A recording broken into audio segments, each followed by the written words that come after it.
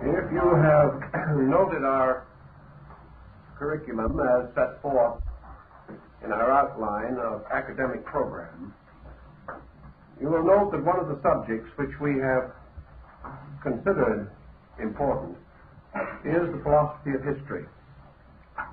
And so this evening we will present the first of a series of discussions bearing upon this subject. And as it seems that history is a rather sterile subject, as generally considered, we would like to do something, if possible, to point out its importance from the standpoint of its effect upon our daily living and daily thinking. First of all, what is history? The word is broadly used in two meanings. History is basically events, actual occurrences, factual happenings. The second meaning of the word is the record of such events. Now, there's a great difference between these two meanings, although this may not at first seem especially relevant. The fact of happenings we cannot deny, but the records of these happenings are not always as authentic or complete as we might desire. What are the principal handicaps that face the modern student of history? Let us go back to perhaps the most challenging part of the historical perspective, and that is origins. All origins relating to our cultures and our societies are obscured by a mystery which we call the dark curtain of history. We can go back a certain distance, and beyond that point we fall into uncertainties. Perhaps the greatest basic reason for these uncertainties is the inadequacy of ancient recording. Up to a period which we will describe later, man had no systematic way of preserving the records of his experiences. And this immediately gives us another interesting sidelight. Ancient history did not depend primarily upon the importance of events, but upon the nature of the materials upon which the records were kept. Thus, a vital and important incident recorded on a perishable medium may disappear, and did, whereas a less important event upon a more enduring medium, preserved upon stone, or cut into marble, or cast into bronze, may have continued for our admiration. So the first hazard of history was writing materials. The second hazard was that histories must be written, to a measure at least, by contemporaries, in order that later historians may draw upon source material. This material must have existed. And in each generation and each century, man determined, in the light of contemporary emphasis, that which was important and that which required or justified perpetuation. Thus, as we go backward in our historical research, we observe only certain episodes or incidents clearly preserved for us. For such reasons as this, ancient records relate primarily to religion and history. History in the sense of dynasties, rulers, princes, and powerful persons who profoundly influenced the psychological attitudes of their contemporaries. Likewise also, it was the king and the priest who had available the materials, the means for the perpetuation of accounts. It follows from this that the royal records and the ecclesiastical records are the oldest and the best preserved. Even in these, however, there are differences and difficulties. The fall of dynasties, particularly in Egypt, resulted in the obliteration of previous records. And the decline of faiths often caused old records to be destroyed by new cults wishing to remove all record of their predecessor. Thus we have vandalism, as well as the natural circumstances of time, gravitating against the preservation of history. We also realize that when histories are written by a limited group of persons, particularly privileged or prejudiced persons, we cannot depend entirely upon their validity. In the Greek period, one scholar stood very firmly and said, "The non-factual historian is a traitor to the ages." And this is true, essentially. Because if we receive biased accounts of previous occurrences, the important philosophical contribution of history is damaged. History today is approached more or less psychologically. We are not so much interested in the events which at one time dominated public attention. We are interested in the relationships between events. We are interested in penetrating the sequences of causes and effects. We want to understand why it came about that certain insignificant minority groups rose to power and world position. We also want to know the machinery which toppled great empires into oblivion. We want to understand the operation of cause and effect as this is recorded in historical annals. Thus we come to what has been termed the morality of history. The evidence that history is a broad justification of the great ethical and moral institutions which men have cherished from time immemorial. We like to believe that from the contemplation of history we may gain useful instruction for the conduct of our own affairs. This brings us to the next, perhaps most valid consideration. Where does history begin in relation to the focal point of ourselves? Man is surrounded constantly with occurrences. Those immediately occurring, those things which happen from day to day, we record or like to think of as news. News is what is happening. History is what has happened. The moment an incident ceases to become or ceases to be news, it becomes history. History must therefore not be limited to national, racial, cultural motions. History can be applied to any subject in which a dynamic of sequences can be recognized. As one historian has said, everything that lives is historical. And there are many things which do not have a life in themselves, about which history can also be gathered. We can write the history of a Ford car and the development of the automotive industry. We can write the history of motion pictures.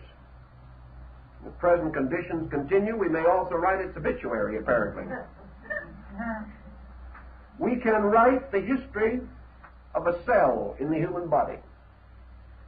Therefore, history reaches into biology, into physics, into chemistry, into mathematics, into atomics, For everything which has a continuance has a history.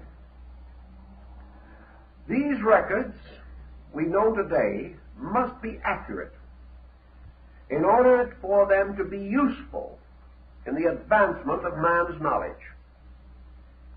During the 16th and 17th centuries, histories of strange things are included.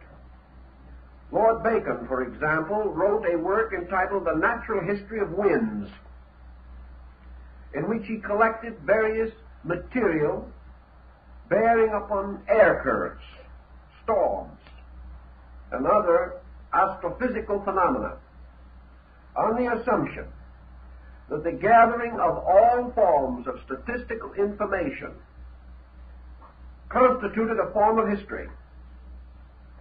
The hot summer of 52, the cold winter of 49, the depression of 29, all these facts are valuable if we know what to do with them. As we go along, we are inclined, therefore, to accept historical record without too much question. And in this way, we've made numerous and profound mistakes. Up to comparatively recent times, there have been few impartial historians. For many hundreds of years, histories were written by victors at the expense of the vanquished. The loser was always badly treated in history, regardless of the causes or values involved. Also, history has been mutilated with innumerable prejudices and false accounts, and it has also been unable to penetrate in all cases the veil of deceit which surrounded an incident or a happening. Thus, persons have been wrongly accused, false credits have been given, proper applause has been withheld, blame and censure have been misplaced. These things in themselves are unfortunate, but perhaps we can say not too significant when all persons involved are long deceased.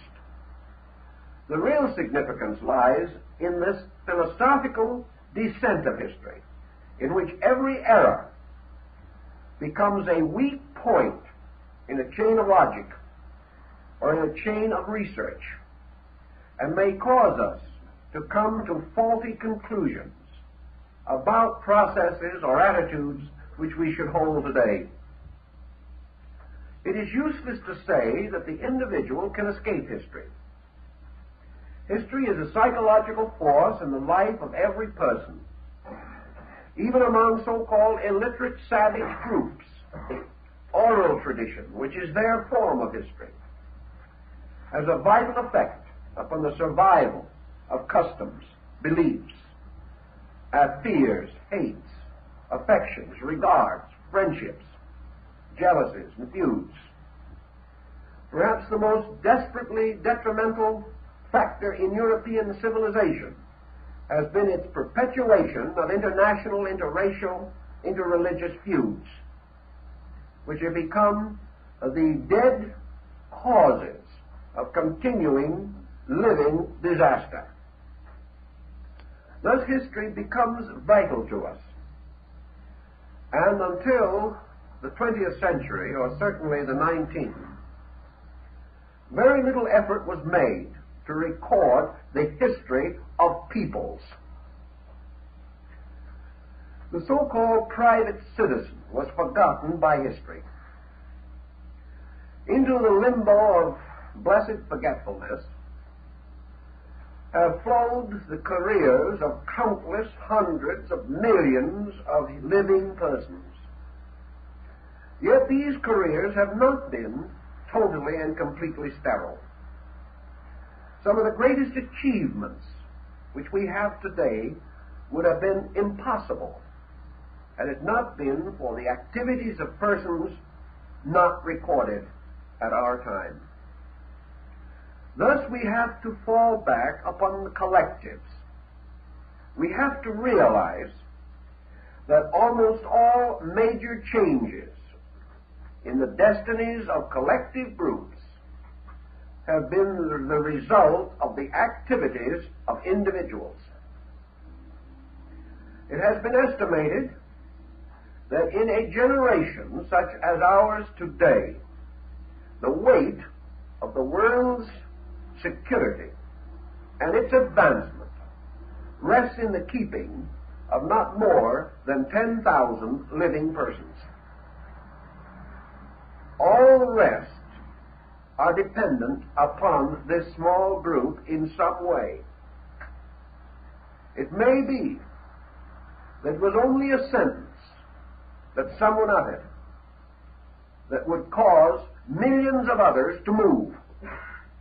But that one person, remembered or forgotten, who sparked the change or incited the motion, is still the guiding and dominant spirit. Thus history is actually also the record of man's acceptances and rejections of various policies, attitudes, pronouncements, convictions, stated long ago by individuals, in turn perpetuated first by small groups. We know, for example, that it would be impossible today to estimate the effect of the teachings of Jesus of Nazareth. One man preaching on the Sea of Galilee has changed the course of billions of human lives. We may say the same in Asia, that it is almost impossible to estimate the effects of the teachings of Gautama Buddha. These effects continue. It is not likely that during his lifetime Plato ever had more than 200 or 250 followers. Probably less. It is doubtful if the dialogues of Plato existed in more than 20 copies at the time of his death. And yet there is no political structure or social institution known to the civilized world today that has not been affected. These things have unfolded and continued, increasing in a strange and mysterious manner. What does this tell us from an historical perspective?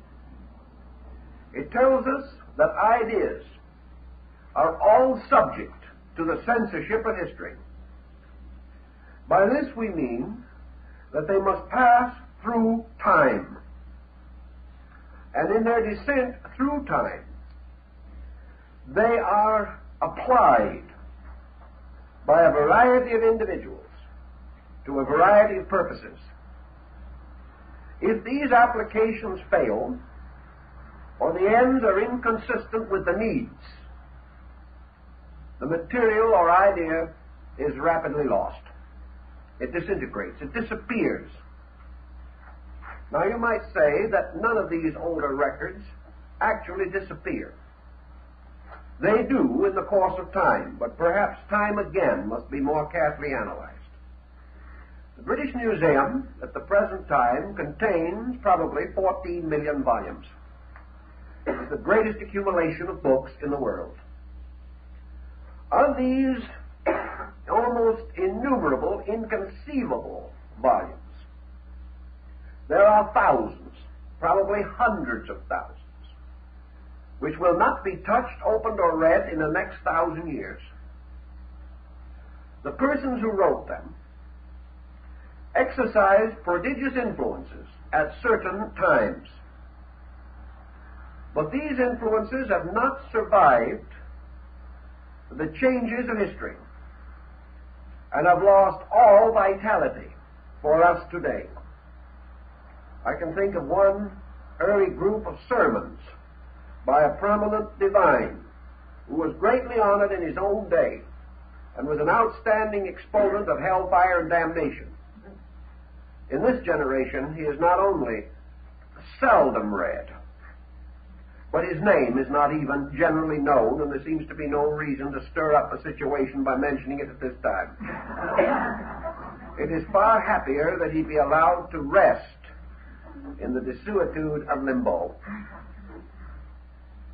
Thus, persons great, prominent, or important in their own day disappear from our remembrance, and others, almost forgotten, are suddenly revived or brought back to our attention because we have suddenly learned to appreciate or recognize some value, or have come into some situation which they anticipated, or have sensed in them a prophetic mood about the shape of things which now concern us. Thus, history is a sieve, constantly sifting out and separating the living and the dead. Living not in the sense of bodily existence, but living in the sense of idea.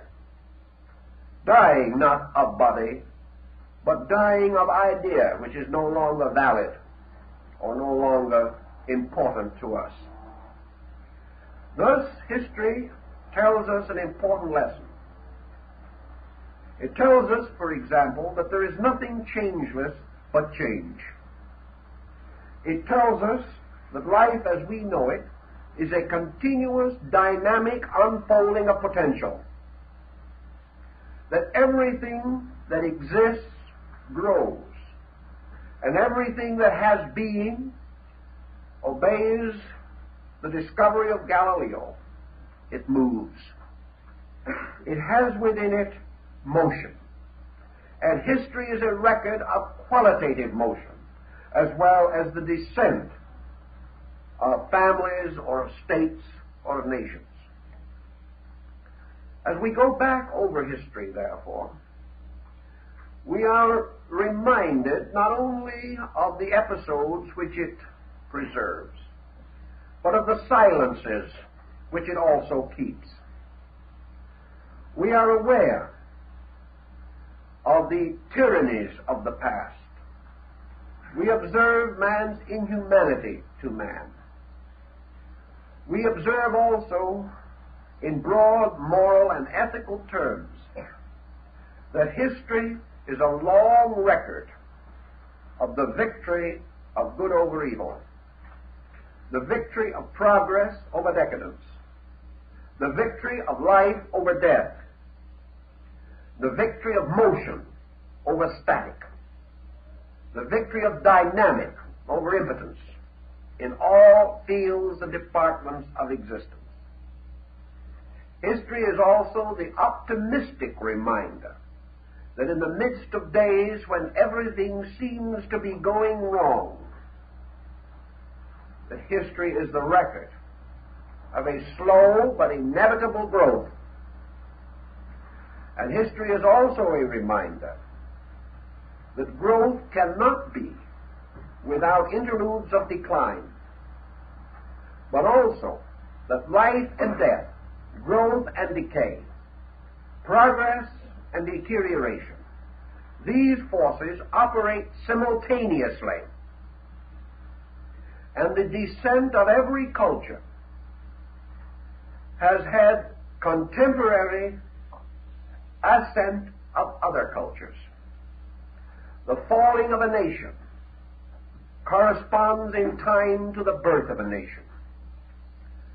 And while each individual in history has departed, the great vital motions of human experience and activity go on unbroken.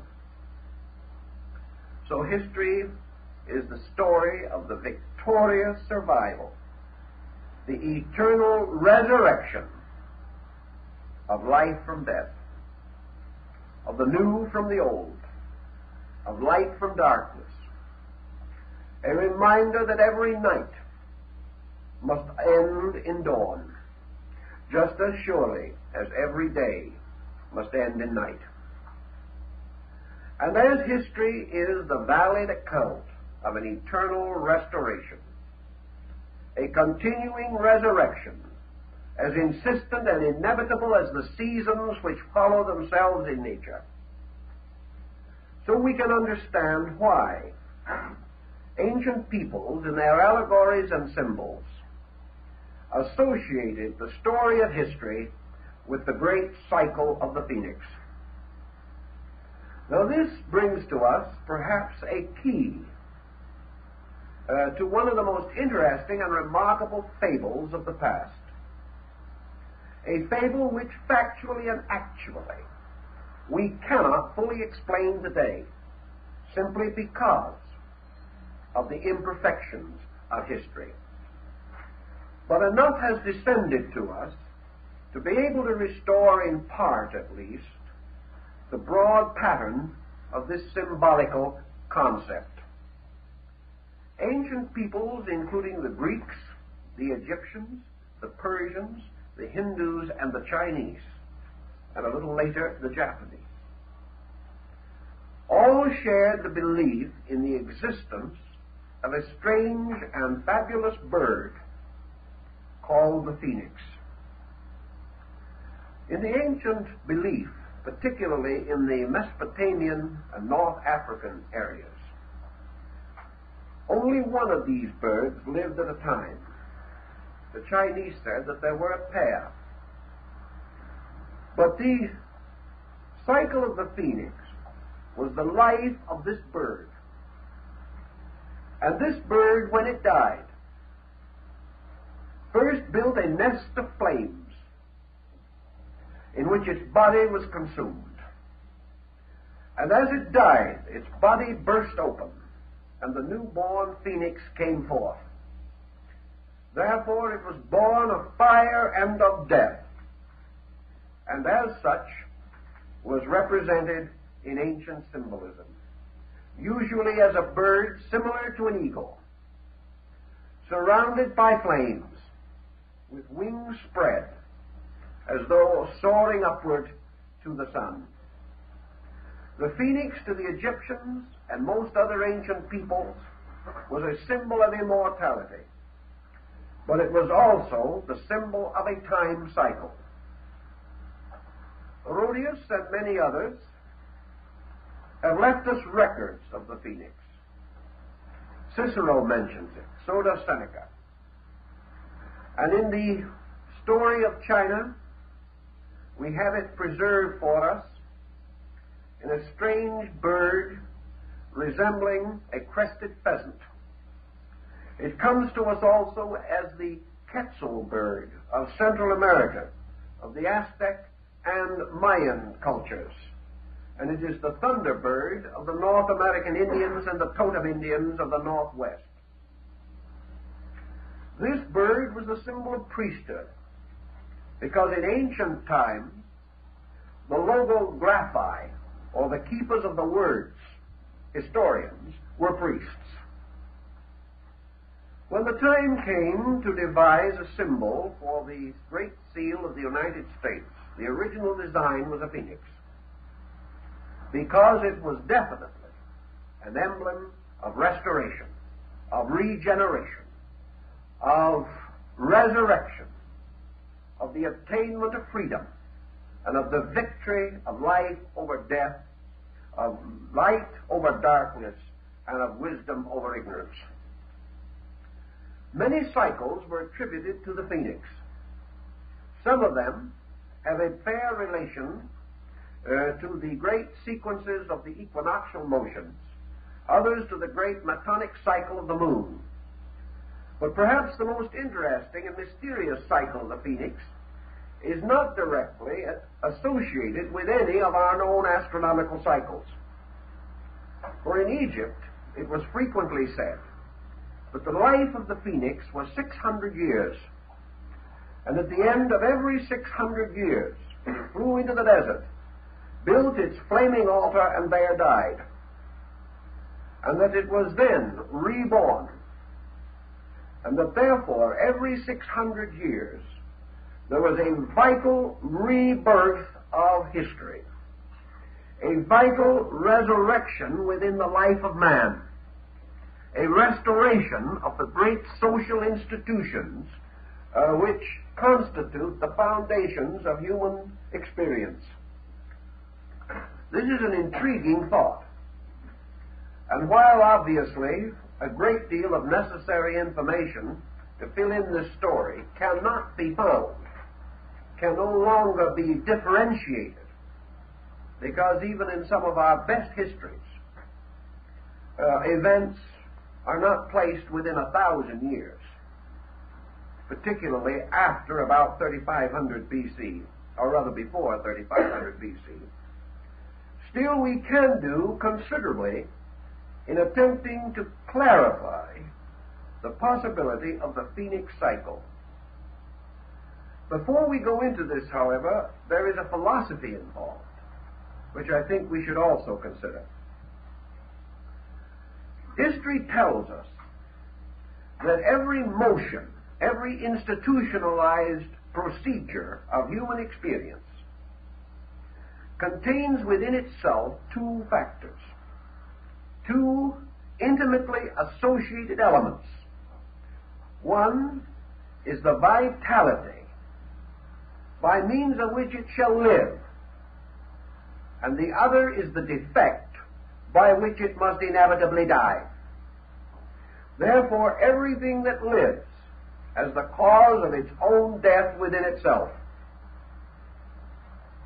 Every institution endures because of its strength and perishes because of its weakness. Thus, strength and weakness must exist together. And wherever institution exists, the corruption of that institution is almost inevitable. In fact, we have never been able to produce a system within which the essence or substance of its own ultimate deterioration does not exist, any more than we can possess or develop a human body in which the cause of its own ultimate decease is not present. One famous physicist and biologist observed some years ago that man begins to die the day he is born. Races begin to die the day they are born. Everything that comes into this world by that very circumstance is subject to dissolution. Therefore, the only possible cause for death is birth. And that which is born can never escape the processes of crystallization by means of which its organism will ultimately be rendered uninhabitable. Historically speaking, therefore, nations, empires, cultures, teachings, doctrines, all have cycles of existence. And the ancients divided these into various sequences using a basic unit of 600 years when applied to a social problem or to a political entity, as we may use the ancient biblical unit of 60 years and 10 in measuring human life. We are changing that cycle somewhat, but still we have a life expectancy, which has become the basis of most calculations around which we build the theory of our personal survival and economy. Therefore, in multiples of 600 years, certain elements or factors have been distinguished. And even though nations may survive, peoples may continue, races may be strong enough to outlive a 600-year boundary. Within these groups, there are periodic changes by means of which the original directions or circumstances are altered. Therefore, it is rare indeed to find a philosophy that is not amended, a religion which has not been reformed, a nation, the government of which has not changed, or a cultural perspective which has not been modified in some way after a period of approximately 600 years. Or let us say at least that great and critical conditions have arisen in both the collective experience of total mankind and the more individual experience of racial and cultural groups, by means of which 600-year markers can be rather clearly indicated. In almost every instance that we can conceive, a reformation is actually a kind of resurrection. The purpose of a reformation is to bring something from darkness into light.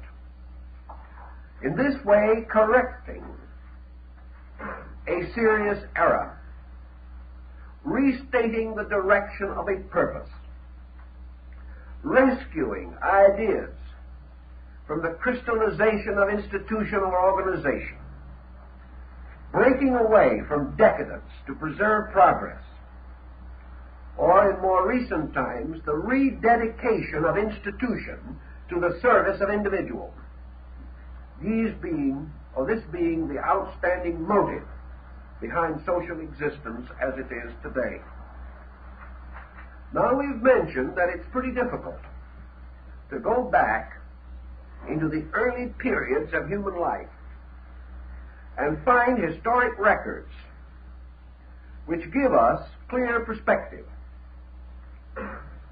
Such records as we will find, as already noted, will most likely be of a political or a religious nature in the early periods. The only other type of record that we may find will be an important mass motion of peoples, like a migration. Such records will also often be punctuated by a distinct change in religious perspective, the rise of a moral code, or the redirecting of a spiritual destiny for that people, a revelation, the advent of a Messiah, the emergence of a great modifying change. As we go further back, we must sometimes go through centuries in which we have no record except legendary. And we must accept that mythology can be, and often is, prehistoric history. That due to inadequate records, the relationships of events have been lost. But sometimes, even in the corruption of history, psychological relationships have been preserved by mythological incidents, as in the fables of gods and heroes, and in the fabulous accounts of the foundations of peoples. For in most instances, even today, in the search for the origins of ancient culture groups, we have nothing but mythological material with which to work. Myth must therefore be regarded as psychologized history. It must be regarded as man's attempt to validate the laws of cause and effect involved in the emergence of his own destiny from a prehistoric veil or from an unknown historical background. Taking, however, a chronological sequence, I noted down and jotted a few things which perhaps will have a bearing upon our 600-year cycle. Now, these are not taken from a work in which this cycle was of the slightest significance. It's just one of those plain, old-fashioned, prosaic histories in which, however, the author attempted a valid and careful arraignment of his dates and facts. Part of this material is taken from Major General Furlong's Rivers of Life. and it will show you certain points which I wish to make. In this particular work, he places the date 3600 BC as that of the rise of the great Egyptian ritual, which we call today the Book of the Dead. He says that at that time, forces and persons unknown, because we know no name at that period of any individual, with the possible exception of a few pharaohs who were not the motivating factors, that at this time there arose among the Egyptians the great conviction of the immortality of man and the belief in a relationship, a moral relationship between conduct and spiritual destiny. In other words, at that time, the Egyptian took upon himself the full impact of the great funeral text or mortuary inscription beliefs that a good life, well lived, ensured the future state of the soul. This, therefore, would be a very great mark, because we know that such a belief did not exist at that time in the Grecian states, and we have no evidence even of its existence in Asia. No historical evidence. We have mythological report, which may be true.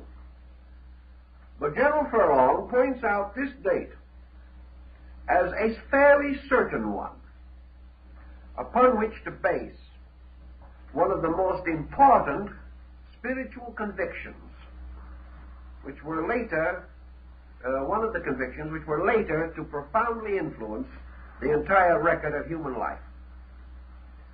Dropping, in this case, down toward the Christian era, from 3600, 600 years, to about 3000 BC. And let us see what was happening at about that time that might have some bearing on us. According to the Hindus, this date corresponds approximately with the beginning of the Kali Yuga.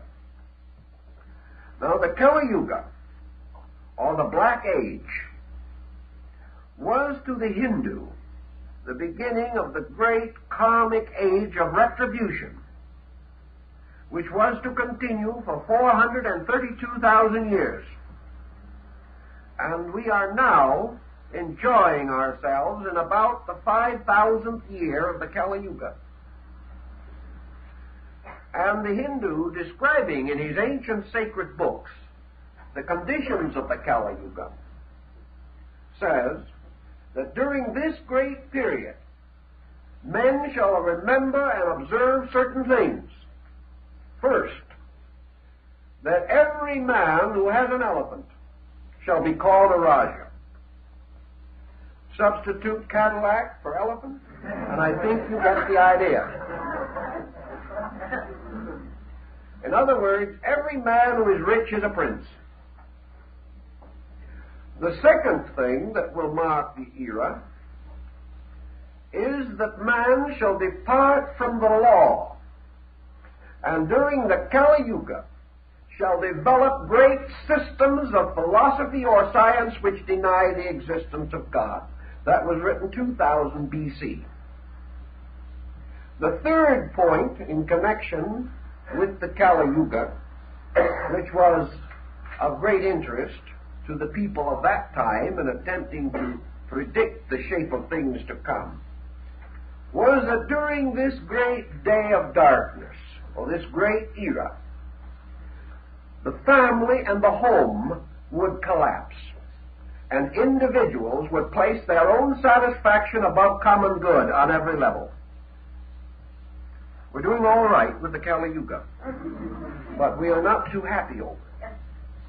Now, it is interesting that this date should correspond in the Egyptian chronicle with the date of the death of Osiris. Now, obviously, the death of Osiris is a mythological date. Therefore, we are quite possibly in the presence of an overlapping testimony of cycles. The death of Osiris is described in the Egyptian rituals as the end of the Golden Age, or the end of the age of the gods, differentiating between the divine kings and the human kings ruling the world. This date would correspond very closely with the concept, therefore, of the Kali Yuga. Kali meaning black, of course, and Yuga meaning age.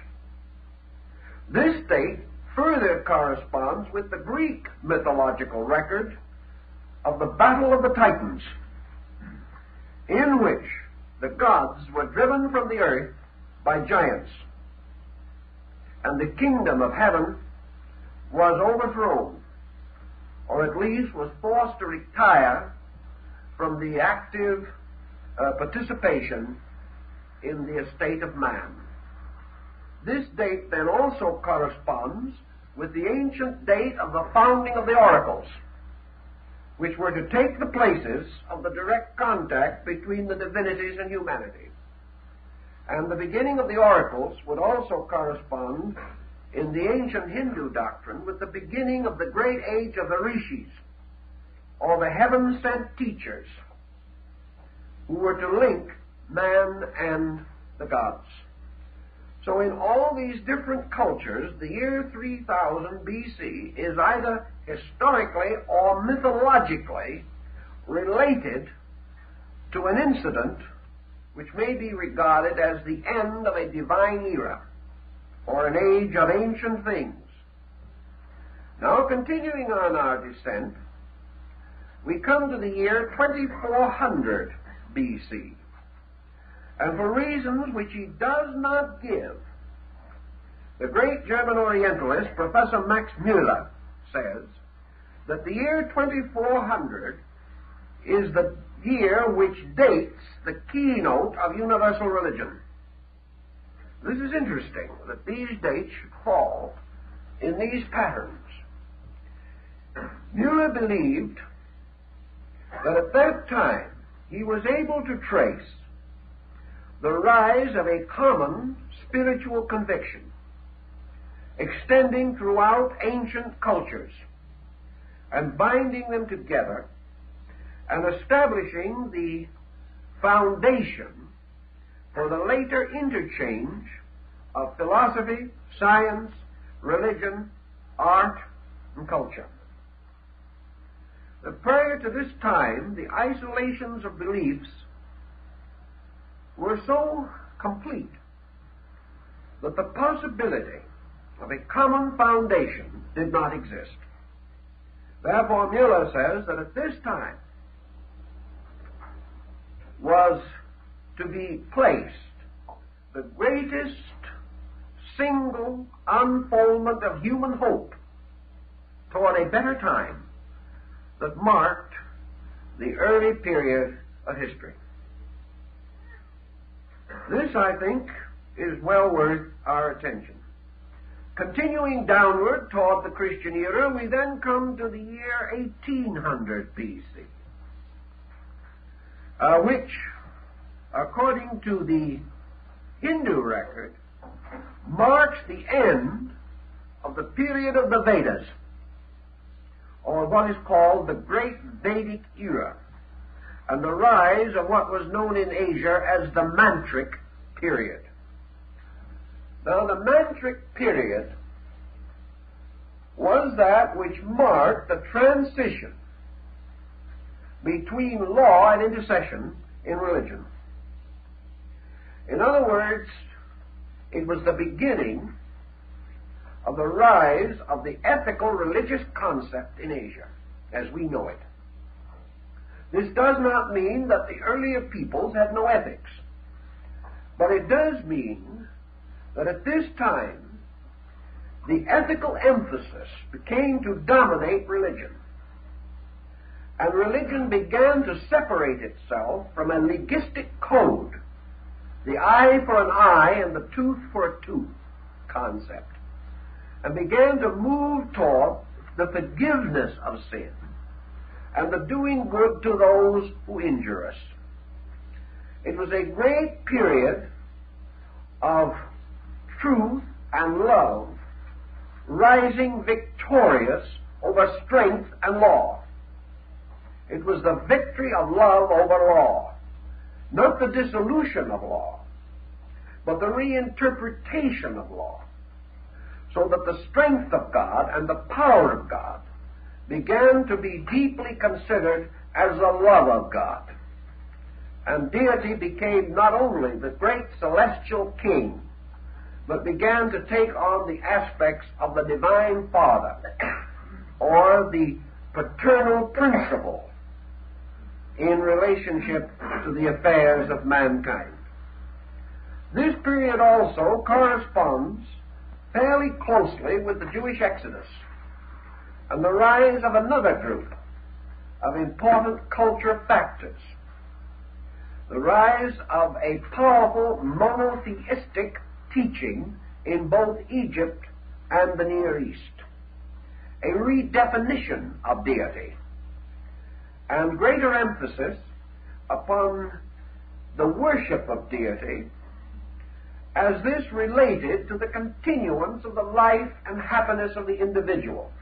In other words, personal worship taking the place of state ceremonialism as a form of religious observance. The year 1200 in Asia, 1200 BC, dates the birth of Rama, the great avatar of Vishnu, and is the great cycle or period of the Ramayana, or the great classical work, which was also a powerful landmark not only in Asia but in other parts of the world. The Ramayana introduces us to a new concept of human relationships.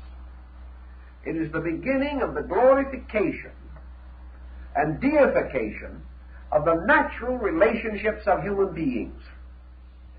In the Ramayana, the faithful husband and the faithful wife emerge as performing the ritual of faithfulness, that affection for one's brother, common regard for other human beings, emerges as part of the basic ritual of religion.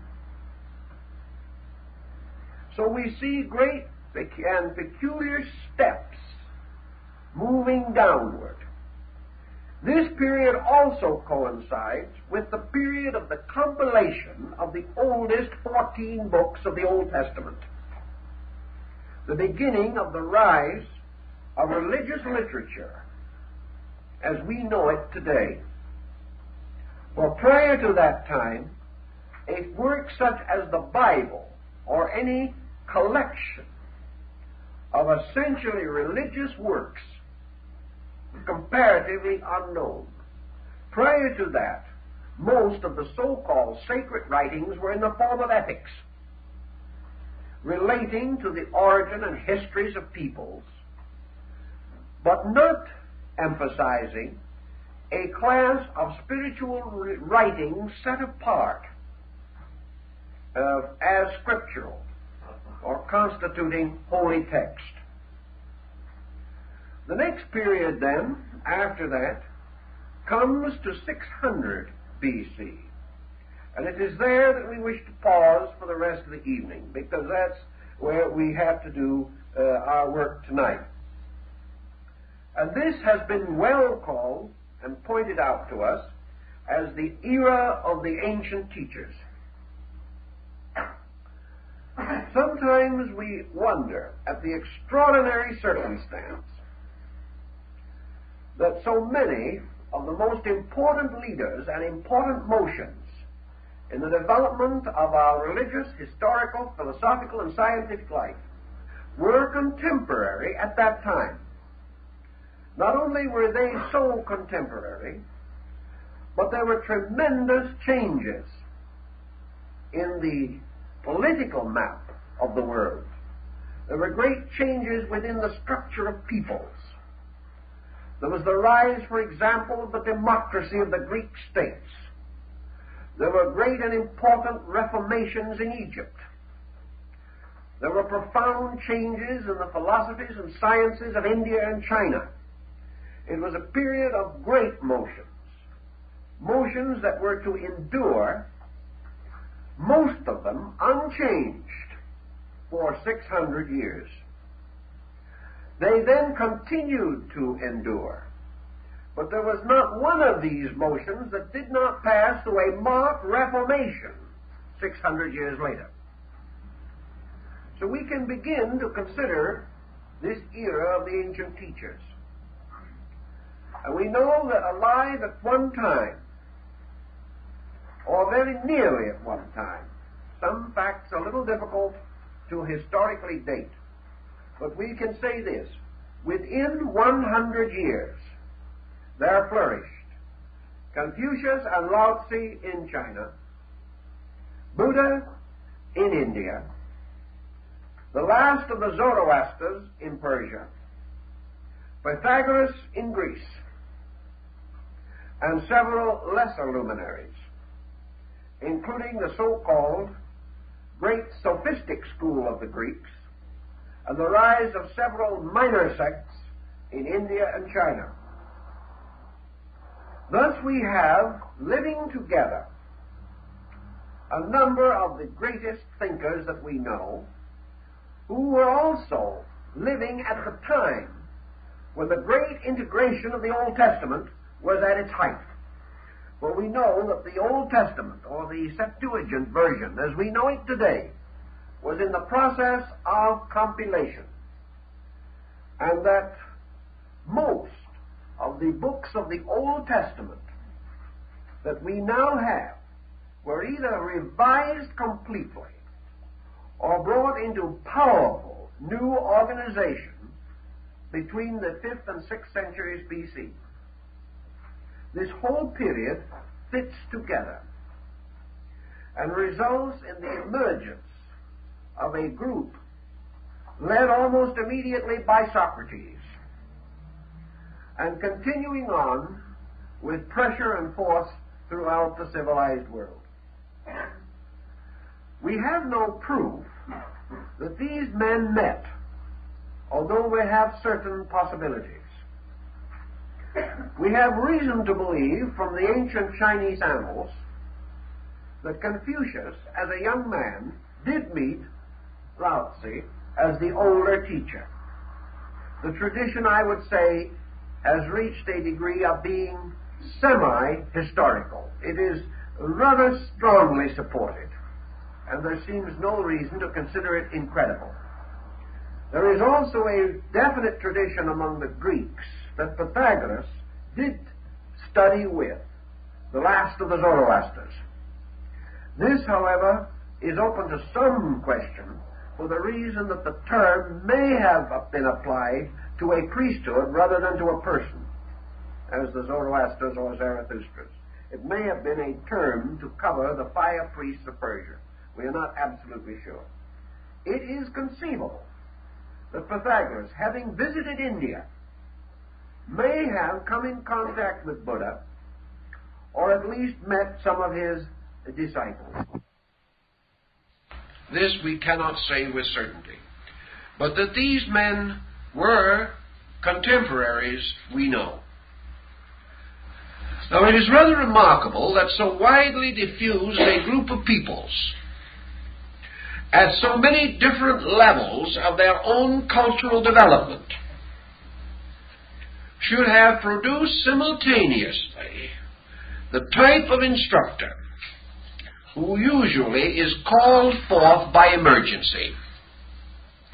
In the Bhagavad Gita, Vishnu is made to say, "When virtue fails upon the earth, then I come forth." Now, at the time of Pythagoras, Greek culture was young.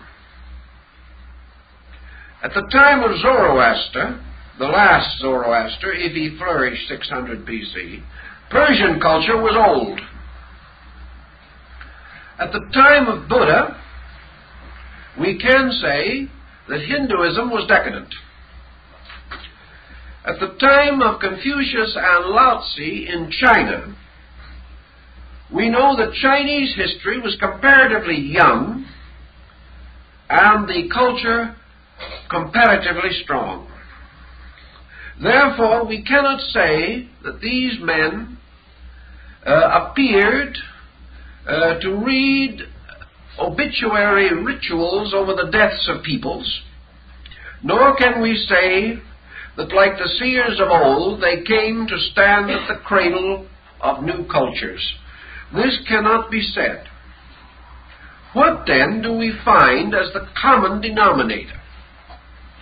The common denominator appears to be that all of these groups, young or old, were afflicted with certain limitations and internal corruptions. These men all moved against what might be termed man's inhumanity to man. They moved against the tyranny of privileged groups and the suppression of the rights of individuals. Buddha fought to overcome a caste system in India that was as strong as any system of slavery of the later world.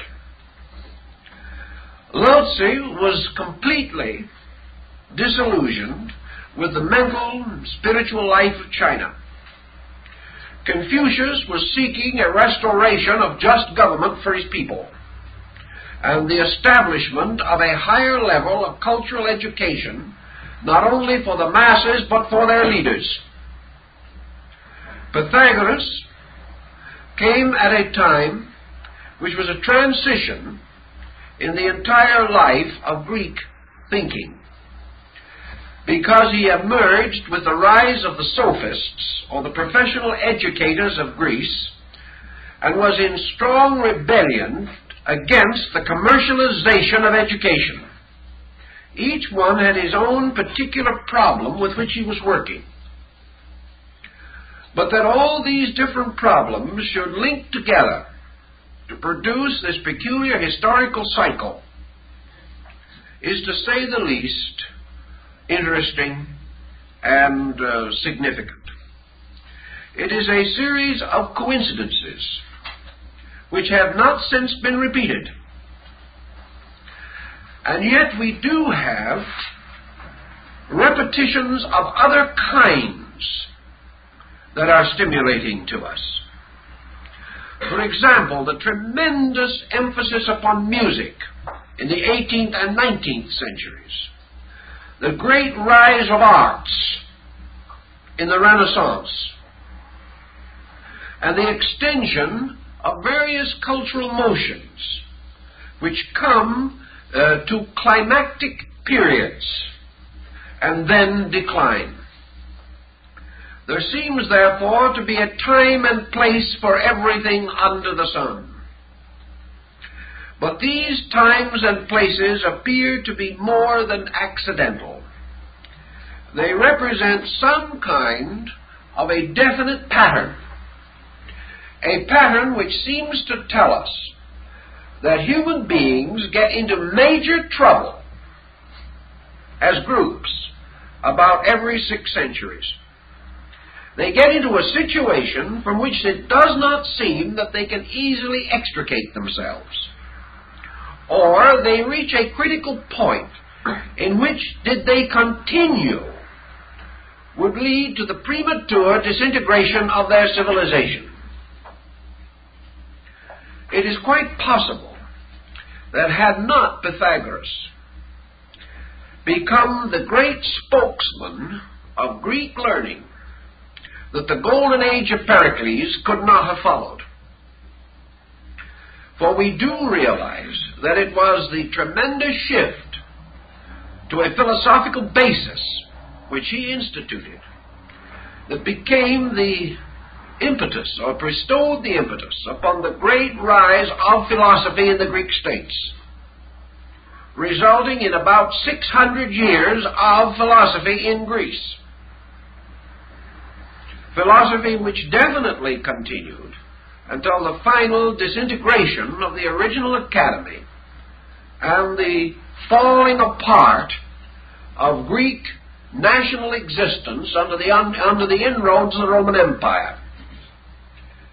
Now it's interesting also to note that the last Greek philosopher is said to have died 600 AD, which would be again one of these climactic periods. Therefore, that it took considerable time for the final disintegration of the direct impetus of these schools.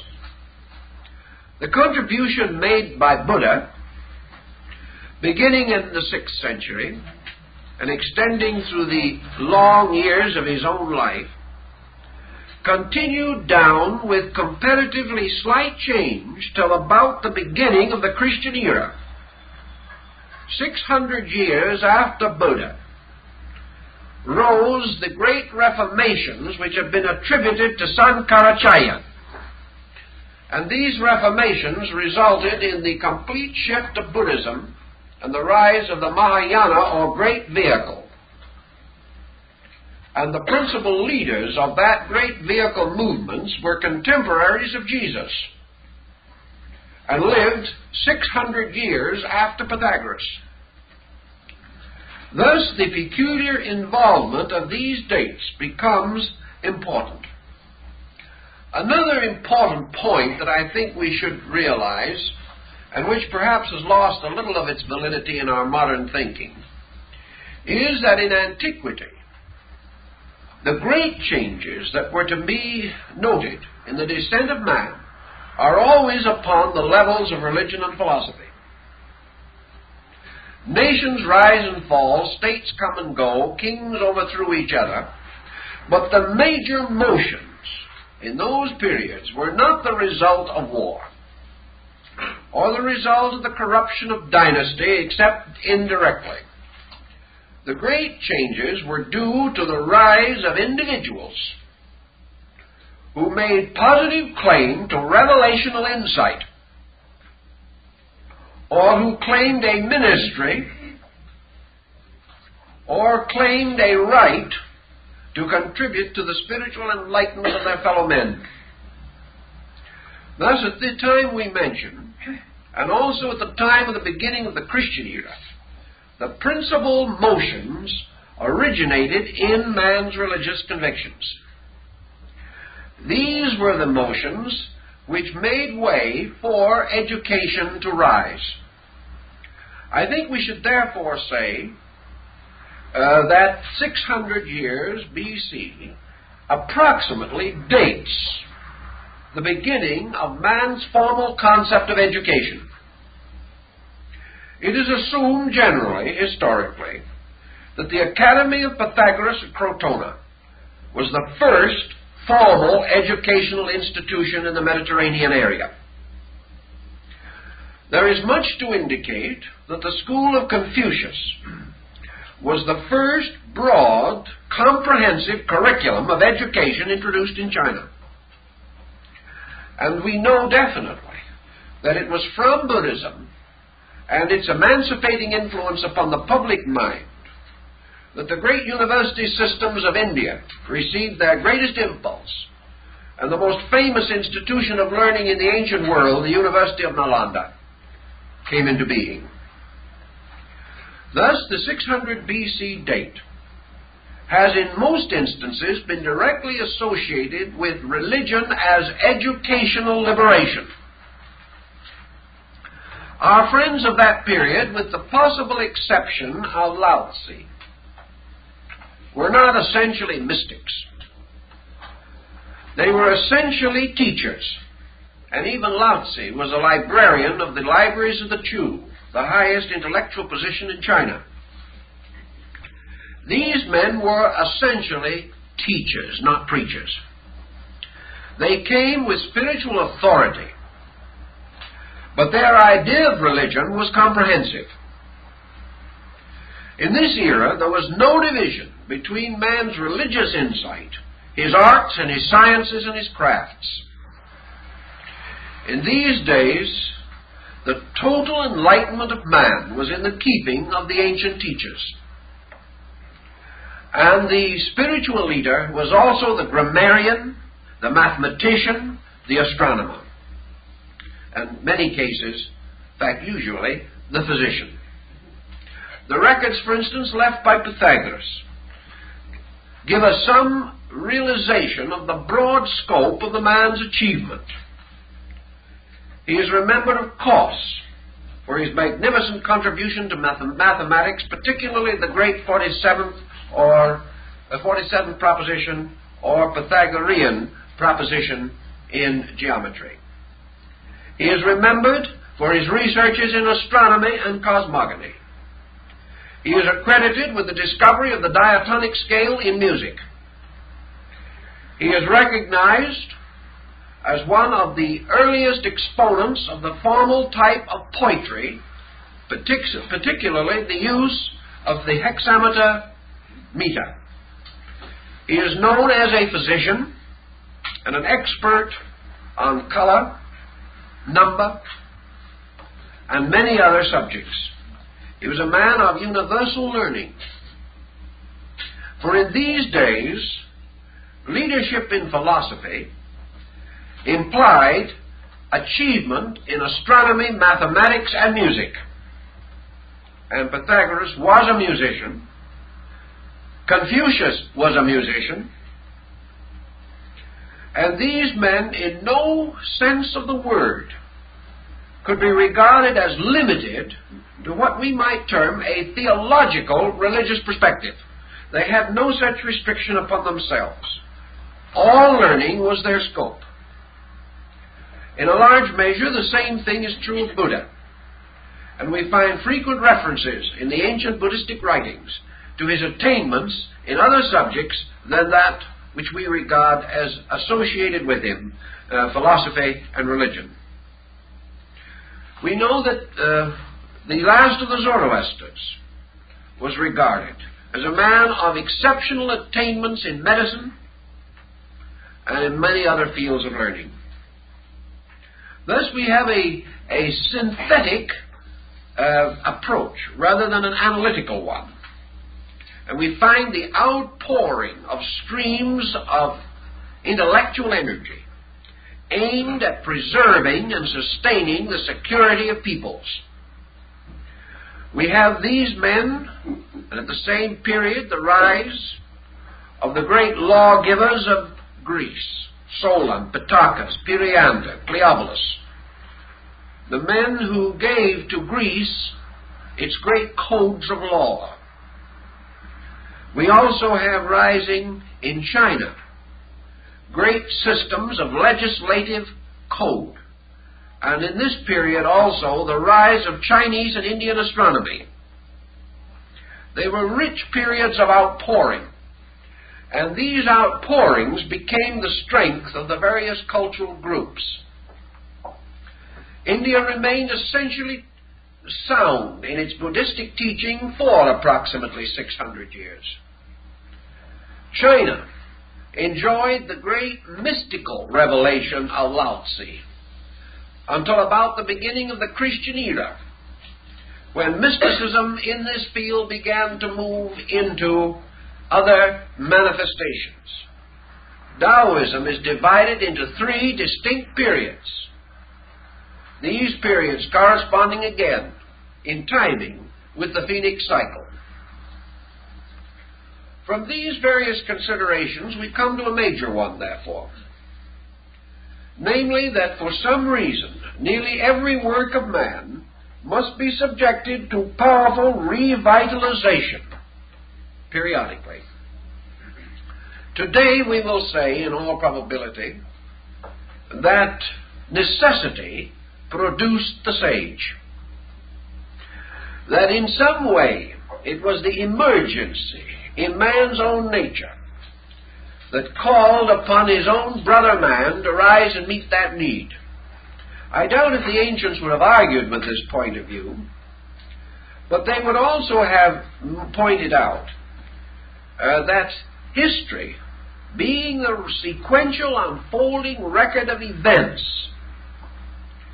that history in some mysterious way frames this pattern of needs, distinguishes them, this pattern, as though rungs upon a ladder, and that history, therefore, is an integrated organism. That history is not a record of incidents or accidents, but a continuous report of the unfolding of basic and immutable laws. That these laws are under the control of cyclic energy. And we can gain certain sympathy in this thinking from Spengler's work on the decline of the West. In this work, Oswald Spengler points out that all great civilizations are cyclic. That civilizations are therefore composite human beings. And as man passes through birth, growth, infancy, maturity, and decline, so cultures have great cyclic patterns, moving inevitably from their humble beginnings with tremendous energy and little experience, to their ends, which is greatness of experience and exhaustion of energy. That things die of fatigue, and that when institutions die, a psychochemistry takes place. Institutions are merely hypothetical boundaries on the continuance of the unbroken stream of human life itself. It may be that a pattern is exhausted, but the persons living in that pattern must in many instances survive it and must pass through what we call transition periods, periods of moving from one pattern into another. Thus, every 600 years, the human being confronts a personal emergency. The personal emergency is not the collapse of a cycle. The emergency is the danger that he himself will collapse with it. His inability to face transition.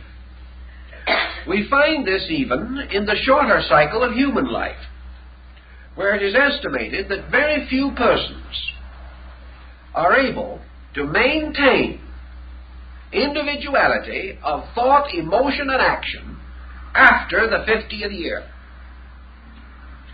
By that time, the pressure of circumstances, disillusionments, and the gradual depletion of energies results in the individual taking cover in some form, hiding under something, seeking protection, and gradually passing the reins of progress on to someone else.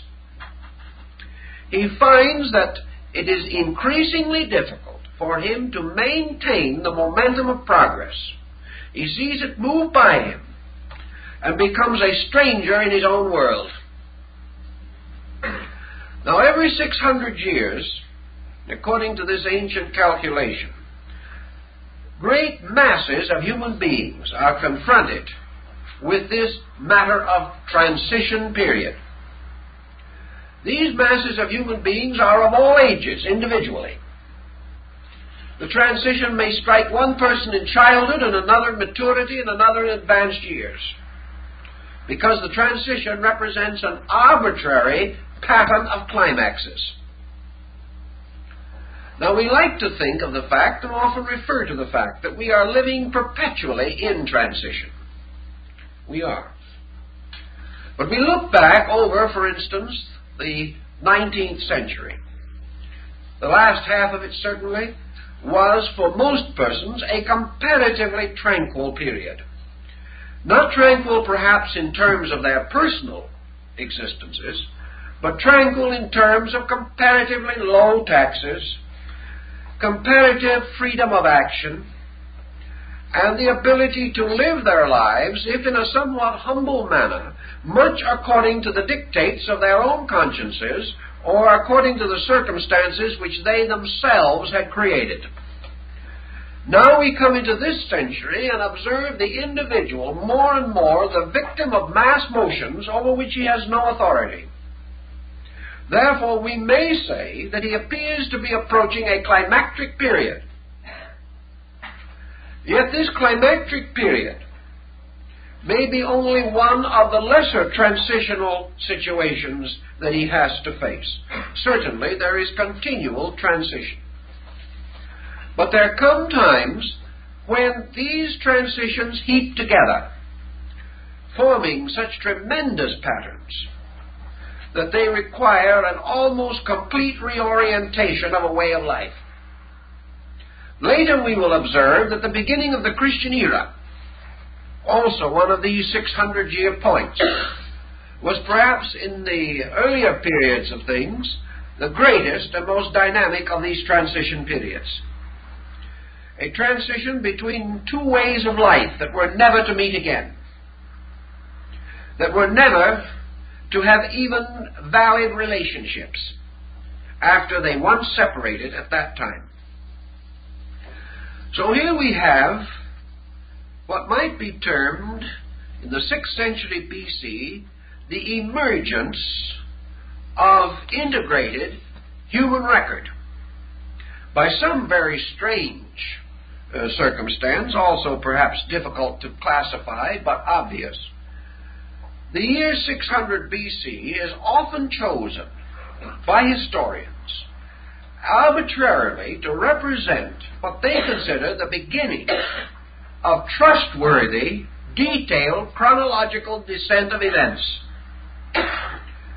From 600 BC to the present time, we have an almost unbroken historical record. There are flaws in it, and there are weak points. But never do we get into the same dilemma again that existed in the year 700 BC, when we had almost no records of any kind. There was a broad dividing line. Why? Obviously because the training of men's minds under the impact of the philosophic system began to produce the type of thinking which related events and also prepared for the more conscientious effort to explore history in terms of the mental and moral life of individuals. It was not until about 600 BC that we begin to find historical records of common people, if we want to call them that. Those uncommon individuals whose lives consisted only of ordinary circumstances, untouched by the great motions and glamours of high office. We begin at 600 BC to meet the farmer, the merchant. We begin to see emerging for us the little businessman.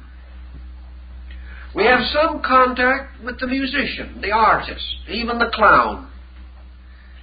We find the petty politician who never got anywhere coming out as a person. And we also find the interesting emergence of theater and the beginning of a psychological analysis of the foibles of human nature. We find men like Aristippus, and we find playwrights ridiculing the fallacies and foolishness of mortals. We see them picking on characteristics, and doing so in those happy days without fear of lawsuit. At that time, human character was in public domain, and you could say anything that you could get away with. Thus, whereas in the 10th or 12th centuries we are told that a certain king or a certain prince overthrew his enemies and built a monument to his own victory, or we hear that the priests of Delphi, one of the more common type of records, in that year reported a certain number of healings, or a certain number of oracles, or that navigators brought back their spices from the Far East. We hear a few things of this nature. But on this side of the year 600, we hear of nagging families, delinquent children, fussy ancestors. We begin to hear of private lawsuits, of the individual who dared to differ with authority, the person who appears in the petty courts to solve a grievance. He is only a shadow, it is true, but he is there. So we begin to have the history of peoples. We begin to have the history of the little individual and his place in the large picture. We also begin to gain considerable information, as Wilkinson points out. For the first time, we begin to know what people wore, what kind of shoes they had on. We learn a little of the trinkets that they wore, and we learn the secrets of Greek and Egyptian cosmetics, and also vital statistics on the brewing of beer. We get all kinds of things that we did not know anything about before. So on this side of that critical point, humanity as we know it today comes into view. Now, it could not have come into view and would have been meaningless had not this division period resulted in the rise of what we term today acute observationalism. Our philosophers began to accept the challenge of the Egyptian, who said that the proper study for mankind is man. So attention began to be turned upon man. And from the sheer contemplation of divine matters and a recording of the activities of Olympian deities, history begins to take on the coloring of the human being, his relationship to history, and his relationship to the changing patterns of the day in which he lived.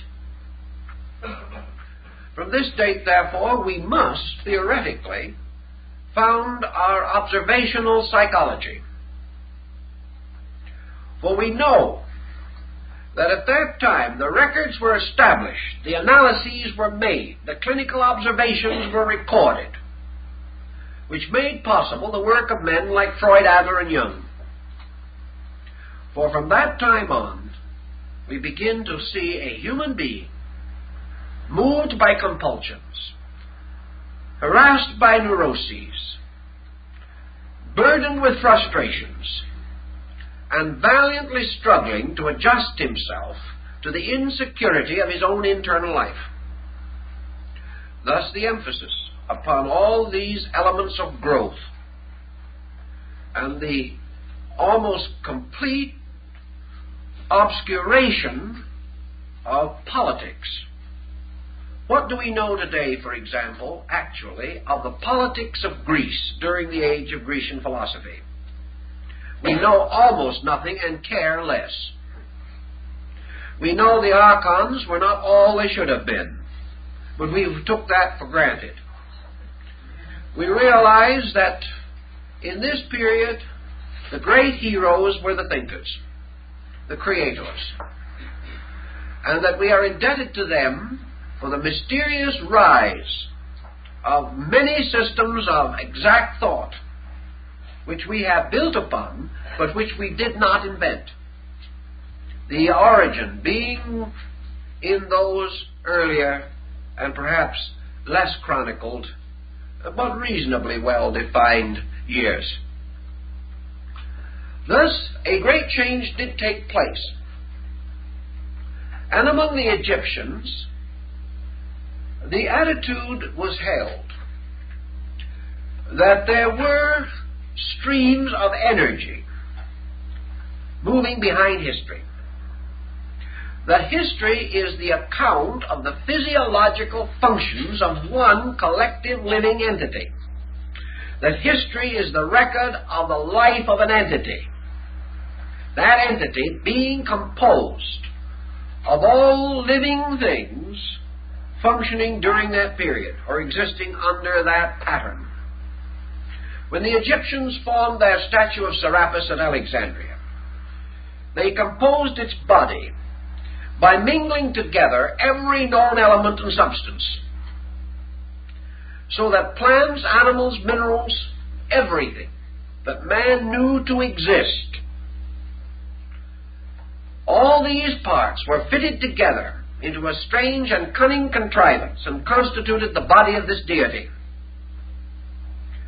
This deity is therefore a kind of historical personification, because history is the story of the life in the rock and the shell. What we call geology is only a kind of history. Anthropology is a kind of history. And this entire pattern is actually, finally, only the report of the motion of energy. History is therefore the account of what energy does, how it does it, and when it does it. History is consequently actually concerned not primarily with persons or even events, but with motion. And motion itself is a primary attribute of life. Life moving. Now, life in its motion, in everything that lives and moves, is subject to the law of alternation. Everything that lives comes and goes, wakes and sleeps, lives and dies, grows and decays. Just as the annual story of the tree, which in winter drops its leaves and appears dead, so as Plato has pointed out, the great motions of energy are tidal. And these tidal motions mean that the flow of energy through the sequence which we call history is not continuously the same. That there are periods in which energy is superiorly abundant, and there are other periods in which energy is deficient. And wherever energy is abundant, motion and the qualitative consequences of motion, these are themselves abundant, or as the Greek said, luxuriant. In a luxuriant period, there is an unfolding and releasing of life. Just as the individual feeling well on Monday turns out a great day's work, and being a little weary of a Thursday does not do so well. So, if energy is abundant, according to the qualitative concept of the ancient, if the great tidal motion of energy is flowing, then there is a simultaneous release of vitality. Now, in many parts and levels of the world, obviously such release is again conditioned. The individual may feel very good, but if he has few abilities, he may still accomplish little. Whereas another man, not feeling even quite so well, may accomplish more because of having additional abilities and resources in himself. Therefore, a release of energy into organism or organization does not mean that all of these energized areas will react simultaneously or identically. But it does mean that there will be more energy available than at other times, and that this energy released in highly cultured peoples will result in strong cultural motions, and released perhaps only through a warlike people may result in additional militarism or activity on that level. Also, in those epochs or eras in which energy is deficient, when the great tidal motions are ebbing, there will be a corresponding diminution of available resources. And this diminution, according to the Greeks, is notable first in the most sensitive areas of man's cultural existence. Therefore, wherever energy is involved, its depletion means that the best dies first. That which represents the use of the most subtle energies will first feel any change in the motions of those energies. That which requires the most balanced vitality to maintain its own equilibrium will be the first affected. Just as we may say that the most sensitive and highly cultivated plant may be the first to feel the frost. The weed will live for a long time, but that which depends upon a highly sensitized environment may be quickly blighted. So the decline of civilization, as the Egyptians pointed out, is always measured by the failure of creative idealism on the level of leadership. The greater incentives fail. And as the greater leader fails in the collective, so the greater faculty of leadership is the first to fail in the individual. Under a blight, therefore, ideals, inspirations, creativity, these are the first to suffer.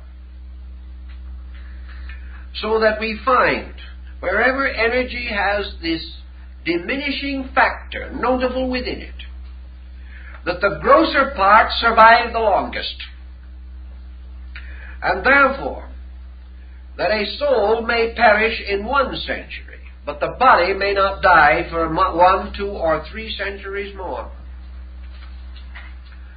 Just also as the decline in organization may result in senility, in which the body may endure, but the faculties are no longer capable of active function. So a people, passing from acuteness of maturity to the senility of age, first grow irrational, even though for a time the body may appear to be healthy. Philosophy has therefore observed that it is the failure of the rational factor which must herald the ultimate disintegration of the physical structure. And this they point out through the long descent of historical record. If, as Plato has told us, the great year consists then of these periods of fertility and sterility, we have the factor that is also paralleled in the Hindu concept of the Kali Yuga. We have in this period a loss of energies, a diminution of vitalities. The Hindu tells us, of course, that the great cycle of messianic dispensations or avatars, that this cycle is always associated with the Kali Yuga, because it is in this period that man becomes incapable of the solution of his own problem. And it is therefore during this period that intercession is emphasized in religion. The laws of certain energies make it necessary, or at least highly important, that man be continually brought back as far as possible to the reintegration of his psychic life. In a period which is not the Kali Yuga, man will not fall into these patterns of ignorance, and therefore does not need to be lifted out of them by any particular requirement. Assuming, for example, the Greek legend of the Golden Age, when everyone lived together happily, peacefully, and in continual bliss, it would hardly be necessary at such time for intercession to prevent the individual from collapsing. Thus, we would not need reformers unless men themselves fall away from law. We do not need revelation unless man has lost the power to know himself and to understand the roots of his own spiritual integrity. Thus, the year 3000 BC in the Hindu calendar would mark the beginning of the age of the avatars, because it would mark the need or the beginning of the pattern in which man must be instructed from some level of consciousness beyond his own immediate availability. So history would move from that pattern. Now, as these things go from their various sequences, if we are dealing with the phoenix cycle, we know that this cycle does not end in death. That the phoenix cycle ends always with the concept of resurrection. We must therefore also realize that energy moving through the body of history may, like the phoenix, have only one body at a time, because it is a collective thing. It is using all body. But that the phoenix is never unembodied. For when its time comes to die, it builds its own nest of flames and perishes on it, which might be another way of stating the old phrase that we make our own beds and then have to lie in them. In other words, we have a strange historical peculiarity of how civilizations disappear in flames of some kind. Not fire as we see it, but in the holocausts of the collapse of great cultural motions, which usually lead to temporary pandemonium. But before its actual death, or at the moment of death, the body of the dead bird breaks open, and the young newborn phoenix is liberated to fly to the altar of the sun at Heliopolis and pay offerings and tribute to the great gods. The great gods being, in this case, of course, the symbols of the great universal laws that cannot be violated. So the death of the phoenix is always a birth process. And the great critical periods of historical dissolution have always been periods not only of the throes of death, but of the travail of birth. Things are born out of death forever, even as creativity is born out of disillusionment, and the greatest hope of man is born from his deepest despair. Thus, in the phoenix cycle, all of the things which ended with the death of the old phoenix were brought forth and made new by the restoration of the new phoenix.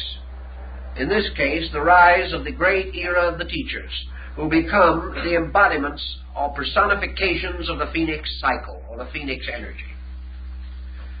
If you study the period of 600 BC, you will see how a great tradition, about 600 years old and in its own infirmity, had reached the point where it could no longer sustain progress, where it could no longer liberate man from the psychological pressure of tradition.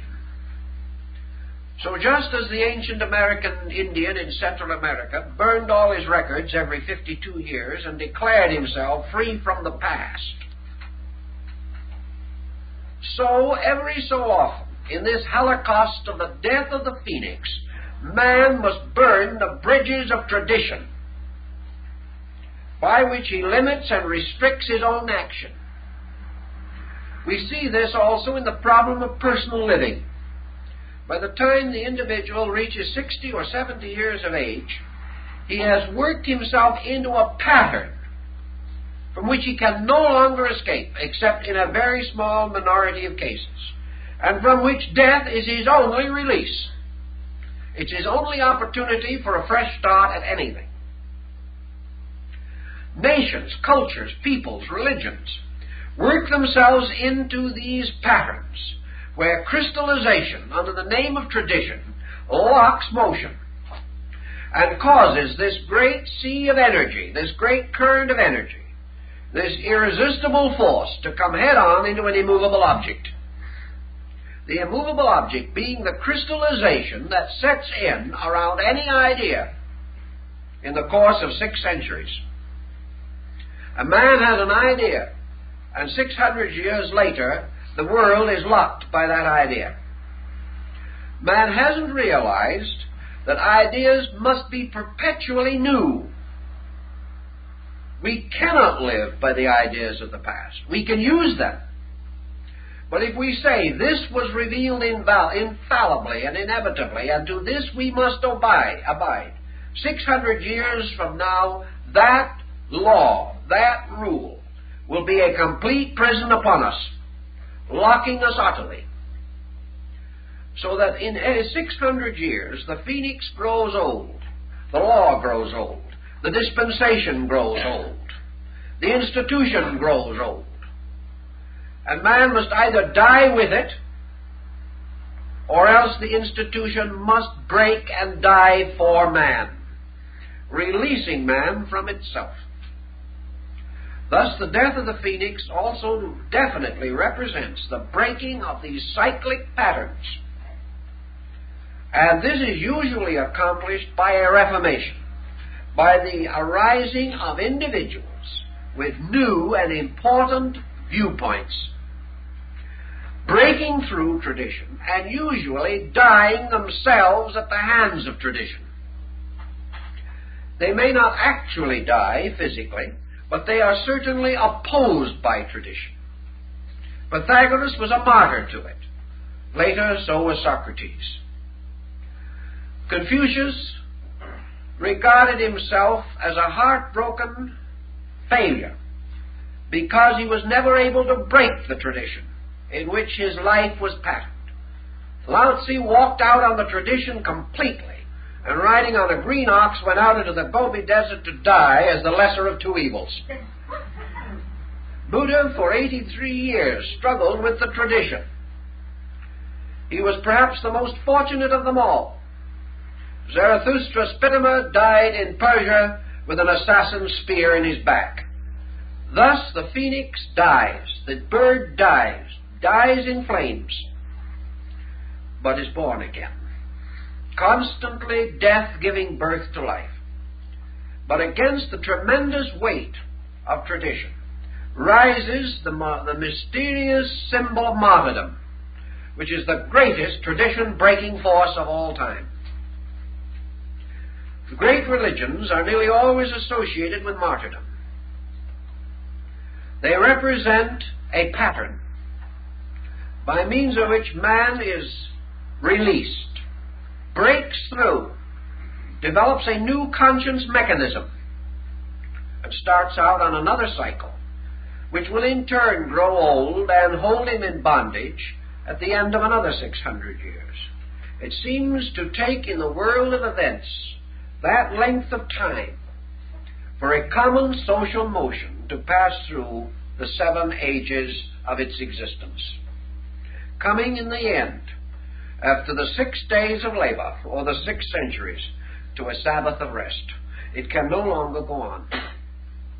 Now, if we took history and studied it in this light, it would be quite possible to fill in innumerable details and begin to see the tremendous chemistry of motion meeting obstacle, the tremendous psychological chemistry which results in the emergence of these great energized persons who become the custodians of new ways and become the leaders of the next phoenix cycle.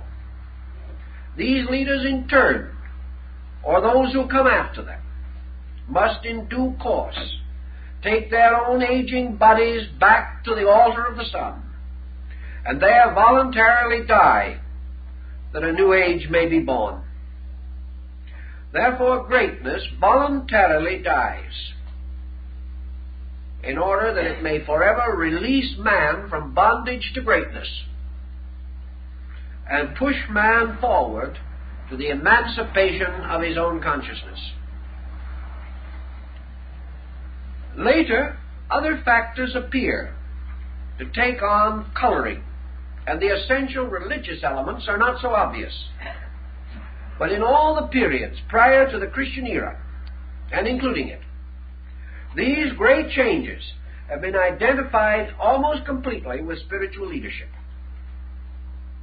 With the coming of the Christian era, we see, again, the tremendous emphasis upon the escape of the individual from a tradition, an old way that had once been new and beautiful, had gradually been corrupted by the decadence of man until it began to take a stranglehold upon the freedom of human consciousness.